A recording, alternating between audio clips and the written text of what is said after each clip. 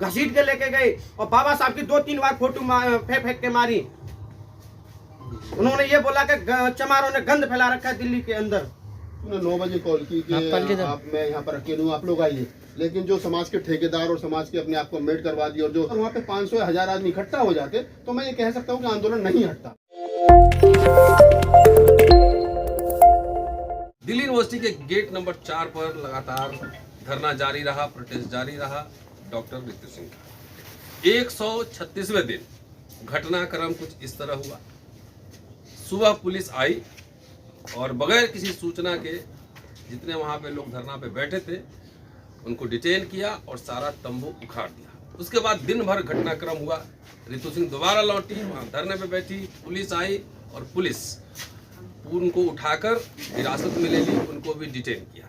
तकरीबन सुबह 6 बजे से लेकर और रात के 1 बजे तक एक घटनाक्रम रहा। रितु सिंह हमारे साथ है, राहुल नागपाल लगातार कवर कर रहे थे और कई यहाँ साथी वैसे हैं कि जिनको पुलिस ने डिटेन किया था। क्या हुआ, क्या घटनाक्रम है, पूरे सिलसिलेवार तरीके से ही समझने की कोशिश करेंगे। सबसे पहले रितु से बात करते हैं। जी बताएं, क्या हुआ, आपको कब पता लगा?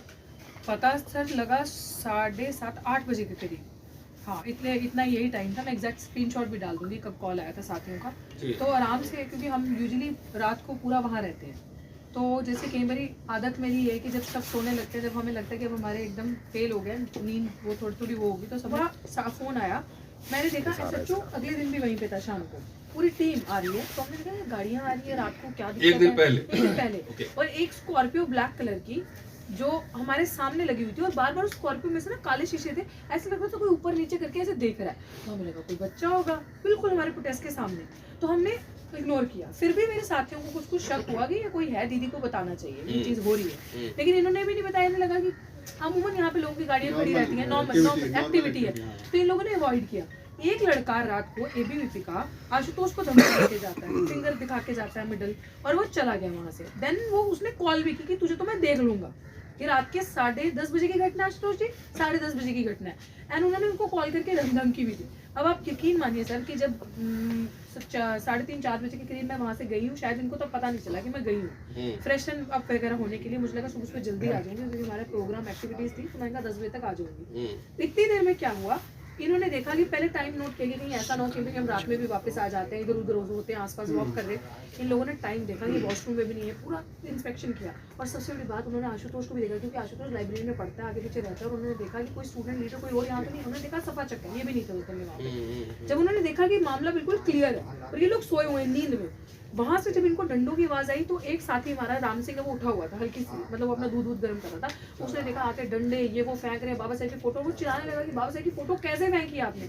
इतनी देर में क्या हुआ, हमारे सोए हुए साथी को, जी ये है पीछे राम सिंह, ये है बालमुकुंद जी है, वो भी सारे साथी खड़े हैं। 5 साथियों को अरेस्ट करके सुबह से लेकर शाम तक रखा। और इससे भी एक अजीब बात सोचिए कि किसी गरीब रिक्शा वाले को आप कैसे पूरी रात डिटेन कर सकते हैं। वो रिक्शा वाला, क्योंकि हमारे तंबू में ना सब बहुत छेद हो गए थे, उन छेदों से ओस नीचे गिरती थी, पूरा गंबल रात को सोते समय सब गीला हो जाता था। तो हमने एक दिन पहले थोड़े बड़े बड़े बांस बम्बूज मंगवाए थे टेंट को पक्का करने के लिए, ऊपर बड़ी तरपाल डालने के लिए।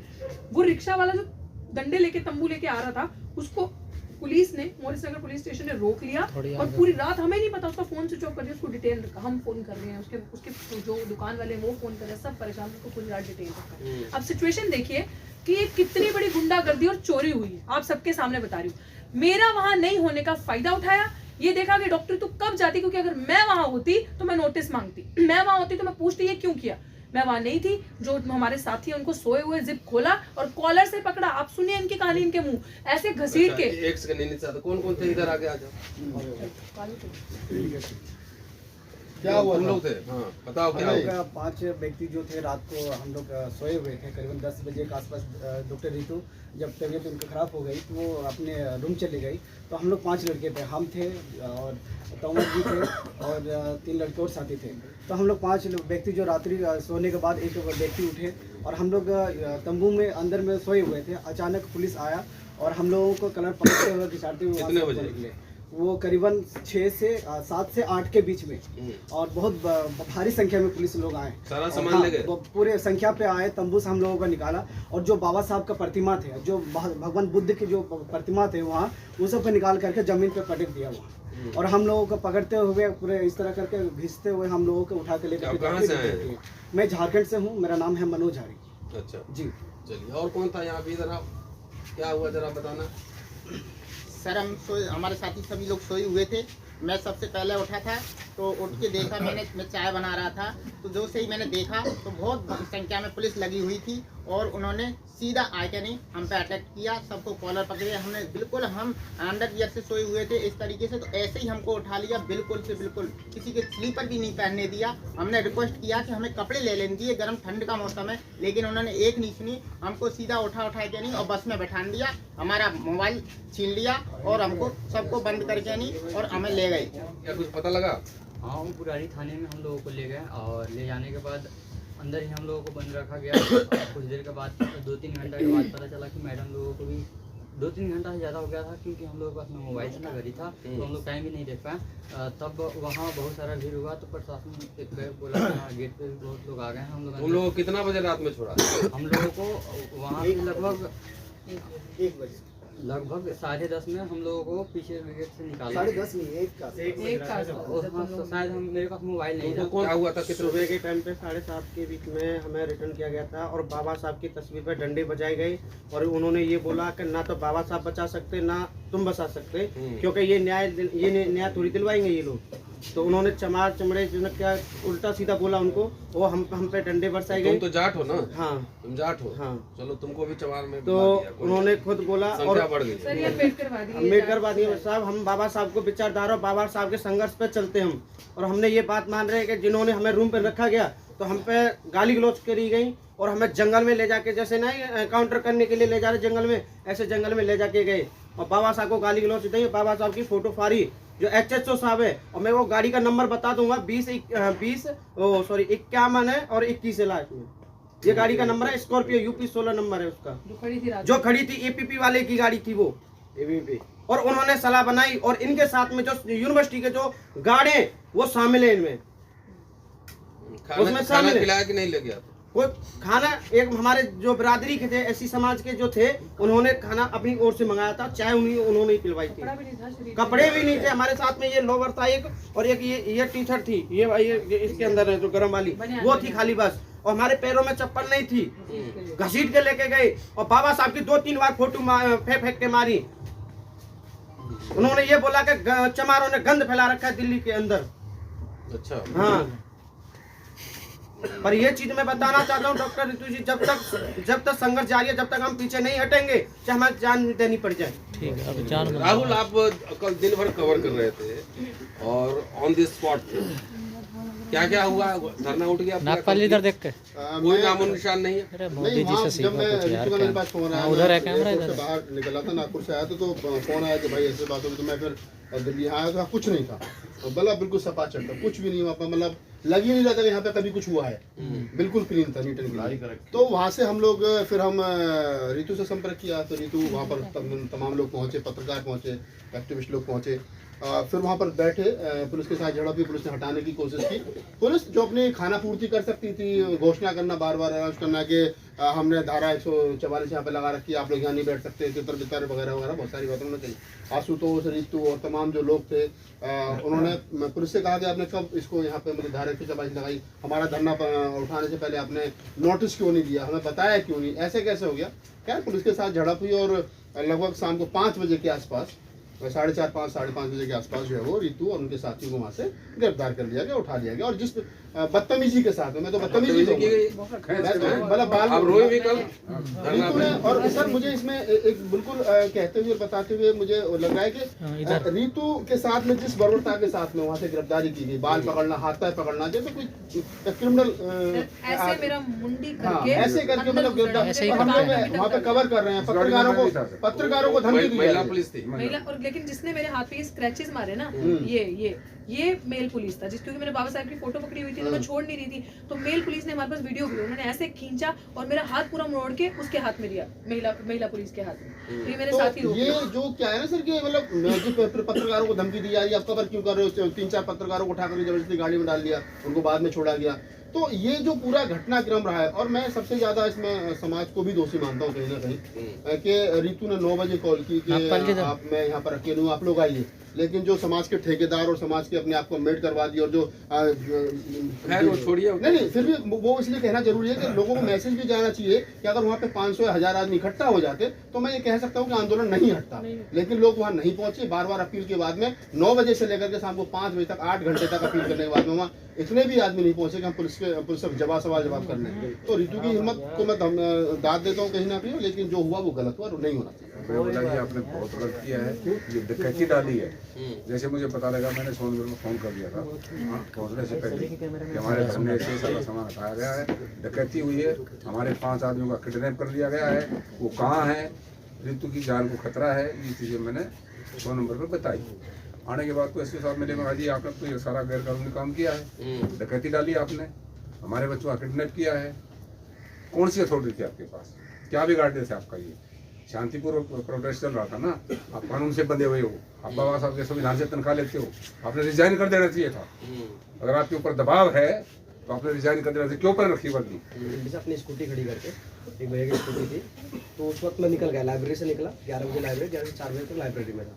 4 बजे मैं वहाँ स्कूटी खड़ी करके फ्लाइट पर चला गया वॉक करते हुए दोस्त के साथ। तो मैं तो सो गया था। सुबह 10 बजे के वक्त जब मैं उठा, मैंने फ़ोन देखा, बहुत सारी मिस कॉल पड़ी थी और फ़ोन चार्जिंग का ताला। तो अचानक से मेरे रूममेट बोलता है कि तुम्हारा धरना हटा दिया। तो मैं भागता हूँ वहाँ से आया, देखा तो पूरा धरना एकदम मतलब ऐसे लग रहा था यहाँ कभी कुछ हुआ ही नहीं था। उसके बाद उसको पानी से धुला जा रहा था, उसमें झाड़ू लगाई गई, पानी से धुला गया। इसमें ये दलित लोग बैठा था तो वही बात है। एक क्वेश्चन उठता है, एक सवाल उठता है कि जब यहाँ पे दलित लोग, तमाम लोगों ने धरने लगाए, आज तक मैंने कैंपस में 5 साल से मैं इस यूनिवर्सिटी में हूँ, आज तक ऐसे कभी नहीं देखा कि कोई भी प्रोटेस्ट हो उसके बाद उसको पानी से धुला जाए।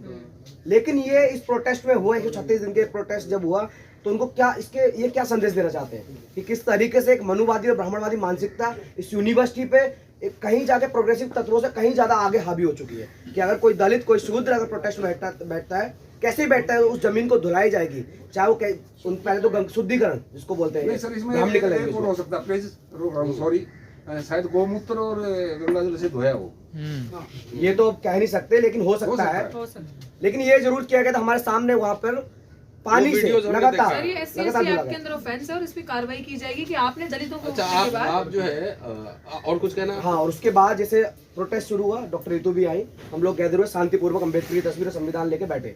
तो कुछ देर बाद जब SHO बार बोल रहा है 144 धारा लग चुकी है, उसमें डेट जो नोटिस लगाया था, बड़ा सा नोटिस भी नहीं थे, प्रिंट करा के लिखा थे कहीं से, 26 दिसंबर से 22 फरवरी कुछ भी था, मतलब 26 जनवरी से, 26 दिसंबर से लगा हुआ था। मतलब इतने दिन से हमारा प्रोटेस्ट चल रहा था, आप पिछली डेट से लाके नोटिस दिखा रहे हो, बाद में बोल रहे हो कि देखो धारा 144 लग चुकी है। उसके बाद डॉक्टर रितु को वहां पर ACP दलित बुलाई, उसके बाद जानबूझ के दलित बुला के, क्योंकि उनके बाद वो पहले कुछ नहीं, तमाम वार्निंग दे रहे थे, धमका रहे थे, तमाम जो हमारे आसपास जो अपना साथी लोग थे उनको धमका रहे थे, लेकिन हम नहीं हट रहे थे कि हम नहीं हटेंगे जब क्योंकि ये लड़ाई बहुत सामान्य और बहुत न्यायप्रिय लड़ाई है। तो बार बार कहने पर नहीं हटे, तो दलित ACP बुलाई।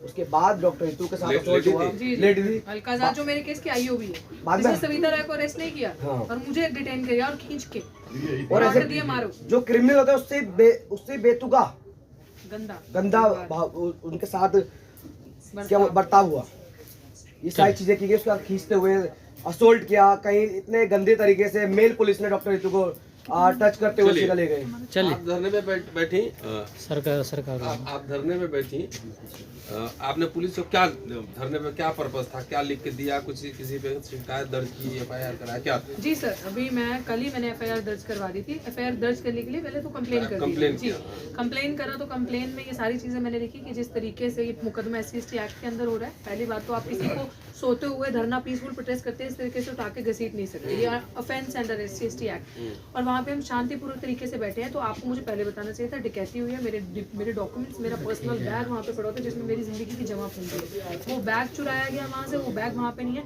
बहुत सारी ऐसी एसेंशियल चीजें थी जी, बहुत सारी ऐसी एसेंशियल चीजें थी जो वो सारे, मैंने लिखा डकैती, वहाँ से डकैती हुई है सारी चीज़ों की। और उसके बाद मेरे जो साथी हैं, मुझे नहीं पता था कहाँ है उनका अपहरण हुआ, मेरे लिए तो मुझे नहीं पता वो कहाँ पे है। ऑल ऑफ सडन उनका फोन नहीं मिल रहा, कुछ नहीं मिल रहा, आप उठा के ले गए, वो है कहाँ पे? तो अब मैंने कंप्लेन दी है और आगे से सुनने में ये आता है कि हम प्रिलिमिनरी इंक्वायरी करेंगे, which means you are again committing an offence under SC/ST act section 18A का वायलेशन, जो कि कहता है no preliminary inquiry, first hand पे आपको FIR रजिस्टर करना है। ये देखो आप कैसे, और आप कहते हो कि संविधान SC/ST एक्ट बचा हुआ है और आपको लगता है संविधान बचा हुआ है। जो पुलिस प्रशासन है वो खुद इलीगल तरीके से काम करी। और आज भी जब हम वहाँ पे गए थे सिंबॉलिक प्रोटेस्ट करने के लिए, तो हमने वहाँ पे गए, हम वहाँ खड़े होकर प्रोटेस्ट किया सिंबॉलिक तरीके से, और प्राचा साहब ने उनसे What is notice your future course of action? Definitely we are gonna sit from tomorrow only. कल हमारी कोर्ट के अंदर तारीख है 156(3) की, हम लोग वहाँ पे जाएंगे, we'll tell put our case in front of the, जो भी वहाँ पे जज होंगे उनके सामने बताएंगे कि किस तरीके के बर्बरता से एक फेक फोर्ज जो प्राचा साहब ने बताया हमें कि ये नोटिस वैलिड ही नहीं है, ये नोटिस जो दे रहे हैं ये मनगढ़ंत, ये साजिश के तहत है, इस नोटिस ही इलीगल नोटिस है। उन्होंने सारा एक्सप्लेन किया, जो भी उनकी अंडरस्टैंडिंग है लॉ की, तो उस हिसाब से उन्होंने चीजें बताई। कल कोर्ट में आर्ग्यूमेंट होगा और बहुत सारे वकीलों को जो भी आपके माध्यम से सुन रहे हैं 30 हज़ारी कल आपको पहुंचना है सुबह 10 बजे। उसके बाद सर कल शाम को ही हम धरने पे आके बैठेंगे। और सिर्फ इमरजेंसी है, चुनाव आ रहा है, ध्यान रखिएगा। शुक्रिया। सर आपका क्या कहना है, पहले आपका नंबर, अब डॉक्टर रितु का नंबर? मुझे कोई अचंभा नहीं हो रहा है, मैं इतिहास का छात्र हूँ ना, जितना पीछे देखता हूँ उतना आगे भी देखता हूँ। तो RSS BJP क्या करेगी मुझे पता है, लेकिन इसी में आपका नर्व्स भी जो है ना वो टेस्ट होगा, कितनी रीढ़ है, कितनी कुवत है। तो डरने की बात नहीं है, अभी ग्लोबल वर्ल्ड है, संघर्ष जारी रहेगा, जो होगा वो उसका मुझे। पर सर कल के बाद ऐसा लगा कि समाज तो सो रहा है आपका सर। कोई बात नहीं है, कुछ लोग जगह है ना, आप लोग जगह हैं, आप ही लोग जगा देंगे। हर समय समाज थोड़ी सड़क पे आता है, सबका एक समय होता है, समय पे आ जाता है, जगा लेंगे आप लोग हैं। शुक्रिया।